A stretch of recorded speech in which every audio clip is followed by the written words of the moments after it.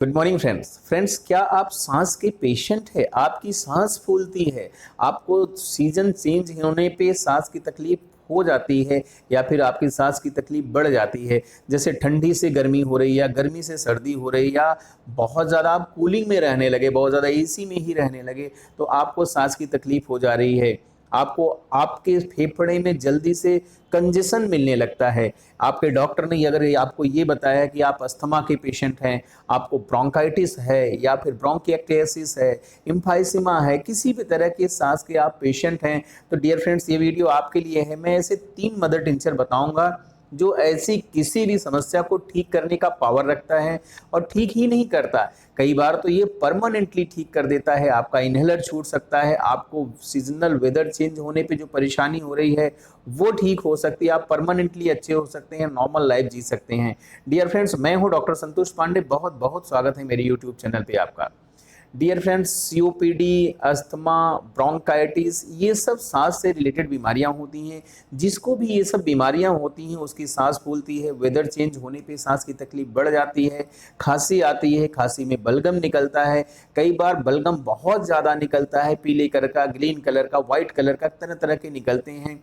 कई बार बलगम भरा रहता है फेफड़ों में, निकालना बड़ा मुश्किल रहता है। पेशेंट कहता है डॉक्टर साहब फेफड़ों से मैं खांस तो रहा हूँ लेकिन निकाल नहीं पा रहा हूँ, शायद ये थोड़ा सा बलगम निकल जाता तो मुझे कुछ आराम मिल जाता या मैं कुछ रिलैक्स हो जाता हूँ।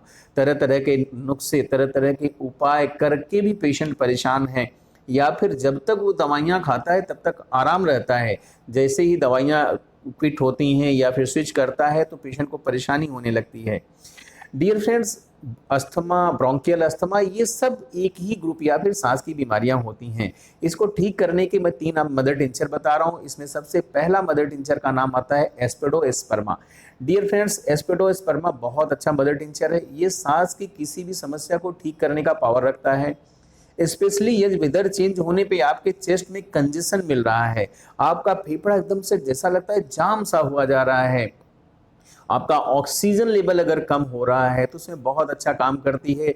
ये मेडिसिन ब्लड के ऑक्सीजन लेवल को बढ़ाती है। आप देखेंगे मेडिसिन देने के बाद कि आपका ऑक्सीजन लेवल बढ़ जाएगा। कोविड में भी इस दवा का खूब यूज़ हुआ है, इतना यूज़ हो गया था कि मार्केट में इसकी शॉर्टेज हो गई थी। ये दवा ब्लड वेसल्स में जो ब्लड की सप्लाई है उसको इंक्रीज करती है, ऑक्सीजन की सप्लाई को इंक्रीज करती है। ये दवा फेफड़ों की ब्लड वेसल्स को डायलेट करने का काम करती है। ये ब्लड वेसल्स में कोई क्लॉट हो रहा है, थक्का जम रहा है फूड का, उसको भी डिसॉल्व करने का पावर रखती है।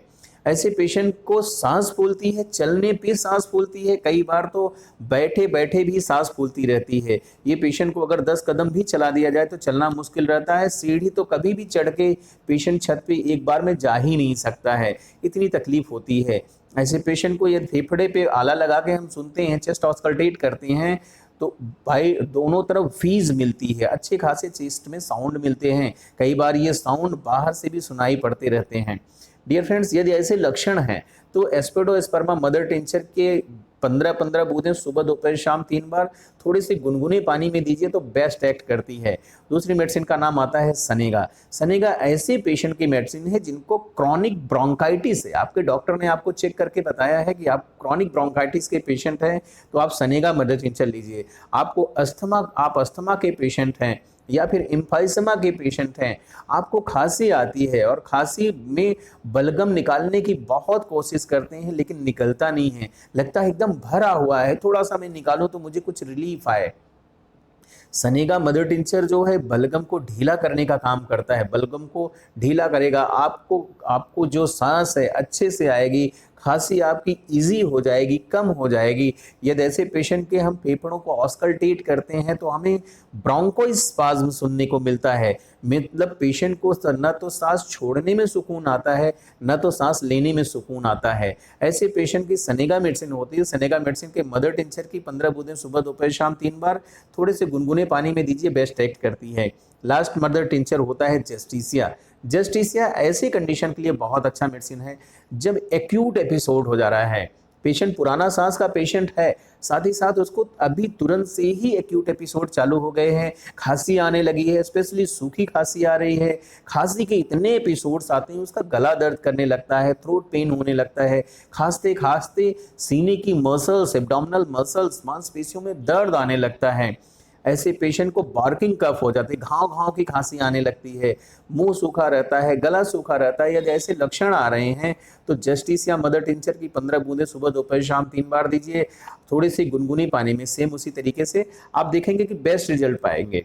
एक और इम्पॉर्टेंट बात, यदि आप डिफरेंशिएट कर पा रहे हैं तो करिए, अदरवाइज एक क्लिनिकल बात मैं आपसे बताऊं, कोई भी सांस की समस्या हो रही है, चाहे वो एक्यूट हो या फिर क्रॉनिक हो, इन तीनों मदर टिंचर को मिक्स करिए और इनकी 15-15 बूंदें लगातार दीजिए, आप देखेंगे बेस्ट रिजल्ट पाएंगे, जल्दी ही आपकी समस्या ठीक हो जाएगी, जादू जैसी ठीक हो जाएगी।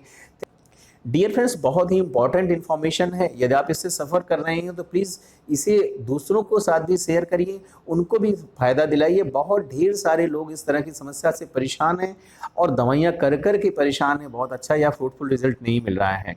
डियर फ्रेंड्स, यदि आप मुझे पहली बार देखें, चैनल नहीं सब्सक्राइब किए हैं तो चैनल सब्सक्राइब करिए, वीडियो को लाइक करिए, कोई ज़रूरत होती है तो कमेंट बॉक्स में आप पूछ सकते हैं, मैं अपनी बिजी शेड्यूल के बाद भी कोशिश करता हूँ रिप्लाई देने का, हालांकि थोड़ा सा लेट ज़रूर हो जाता है लेकिन मैं रिप्लाई करता हूँ। वीडियो शेयर ज़रूर करिएगा। Thank you, thanks for watching.